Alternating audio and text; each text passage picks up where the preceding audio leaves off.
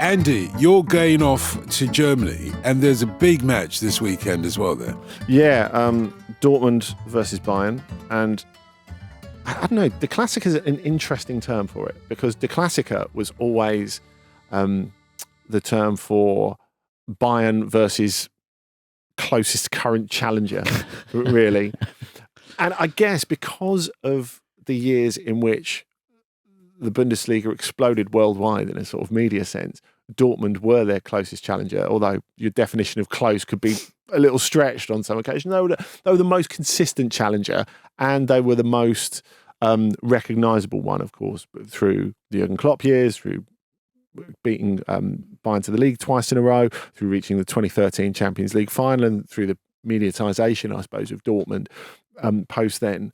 I mean, they're definitely not Bayern's closest challenger now, but the title has stuck because that has been like the Bundesliga's era of branding, I suppose. So do you not really think they're like proper rivals, would you say? At the moment, no. I mean, like Bayern are, despite the fact they're not the champions, they are the team to beat in this year's Bundesliga. I think there's no doubt about that. As we said again on the OTC YouTube channel, Vincent Kompany has changed things at Bayern for the better. I don't think they're perfect at the moment, but he's definitely changed them for the better. But there's a lot going on at Dortmund. Like for me, it feels like if they get into the top four, that is the absolute best they can hope for this season. I don't think you can lay that all on Nuri Sahin either, and we'll come to his role in that and the board's role in that in a little bit. I guess it's not strictly relevant because they're at home at the weekend against Bayern, but the fact that they've broken their dreadful away run, winning 3-0 at Dinamo Zagreb in the Champions League this week, will lift the mood a little bit, because 6 successive away defeats before then, and they've just been so Jekyll and Hyde this season. Brilliant at home, absolutely terrible, like indescribably bad away from home, and that sort of unevenness. It feels like it's been a long time coming for Dortmund, because, of course, remember, they finished 5th in the Bundesliga last season. So to talk about them as a serious competitor to Bayern, even though they reached Champions League final last season, seems fanciful to me. It does seem as if, Dortmund are playing within their own landscape, and they do well playing at home rather than they've been doing playing away. Does that not matter? Does that not count for anything in a match that is so important in this way to them, much more maybe than to Bayern Munich? Yeah, I mean, I think at this stage in their process, they when they hired Nuri Sahin, they decided to go a certain way. I thought they were right. We're going to rid ourselves of this previous process where we were just plodding from manager to manager. We weren't really moving forward. We didn't really have a true identity. We'd lost the identity that we used to have under Jurgen Klopp, and we tried to recapture it a few times. We didn't get it back. So now we're going to try and find a new identity with a new young coach as well, very inexperienced one. So I think this is another step on that way. A good chance for Sahin to see how far they are actually off. How far they, what they need to improve against a team who are seen as the best in the country. So I think it's a good, good opportunity for him to see that. But no, I think I think he needs to be given time. I think they need to revamp that squad a little bit more as well and continue on that path. Get back to certain old aspects of Dortmund in terms of their brilliant recruitment. The high sales, low buy-in, they need to bring back that as well, and just allow Sahin the time to, find himself as well. Mm. Their fans used to be crucial, didn't they? Do they play a part now in a home match? They still are. I mean, you think they've won all their home games this season, which is super impressive, and it shows the difference that it can make. I do wonder if they've got enough talent that the combination between that and the support they have, I think maybe sees them over the line. They've not been brilliant in every home game, but as we say, they've won all of them. I think in terms of that talent, the fact that when they beat Freiburg 4-0 last weekend, for example, Maximilian Bayer's really starting to click, and he had a very difficult start. Not down to him, actually. I think really, if you look at the two players who really shone in that game, Bayer, who's looked brilliant recently, was great. Only really getting to play in a central position because Seru Guirassy was injured. He came back this week as a substitute and came on and scored in Zagreb.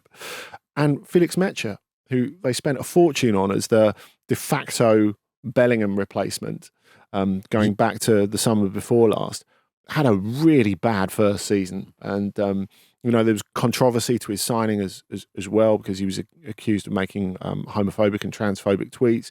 The day he signed, there were people protesting outside the stadium. I think that's another example of the slight disconnect you have between the board and some of the supporters, some of the hardcore supporters at the moment. What Şahin has done with Metscher, which actually was an idea that he credited to Thomas Tuchel. He has a little notebook at Şahin where he took down notes because he knew he was going to be a coach for ages. He took down notes of stuff that all his coaches did. And he said that for one particular game, I think it was against Leipzig, actually, when he was at Dortmund the second time, that Tuchel had this plan for him, Nuri Şahin, to be the number 6 because he's so good at passing the ball. Rather than have a tackler at the base in front of the midfield, you have someone who's a prince in possession because then it's easier for them to break the press.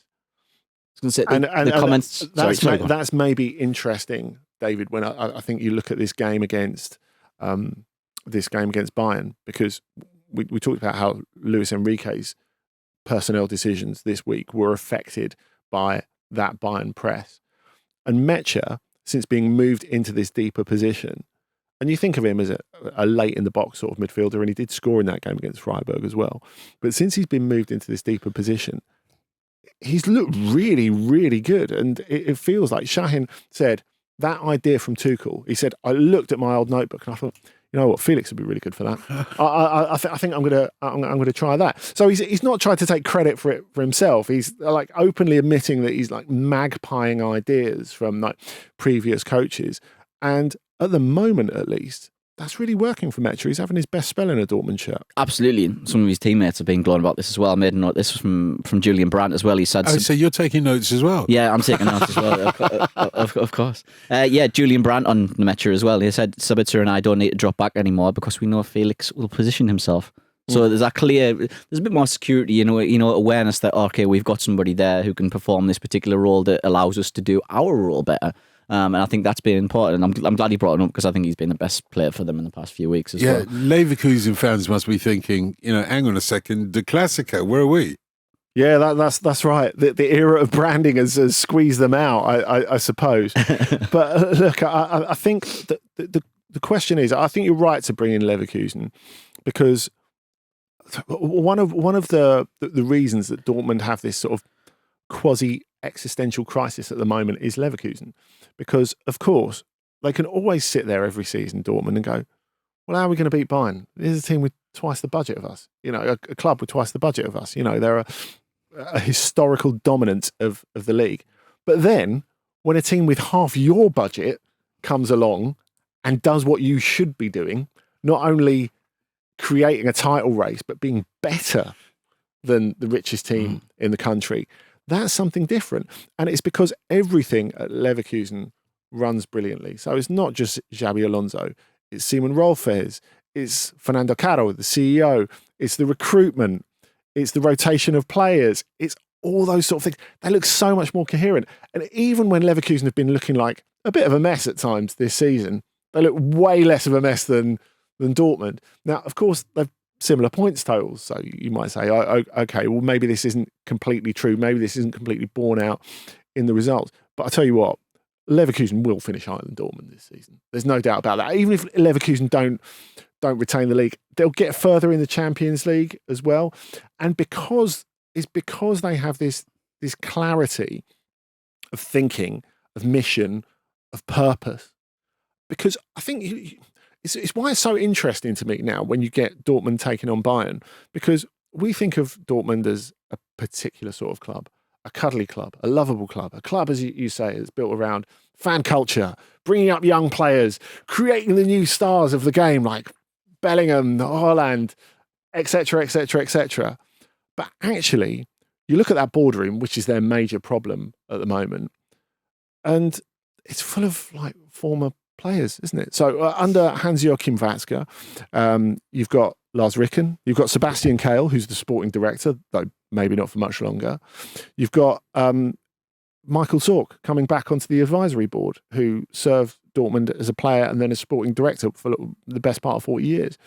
And then you've got Matthias Sammer sticking in his 2 cents as well as a sort of advisor, former player and former coach as well, who won the league with them in 2002. And then you get a former player in Nuri Sahin as the coach, and he's born for it. So this idea that Bayern have always had about having Bayern DNA in the building, like Dortmund have completely overdosed on that. And then they brought Sven Mislintat back. You think, hang on, there's a lot of voices who think their opinions are important here. Who gets the final say? It's very difficult to see where the clarity is.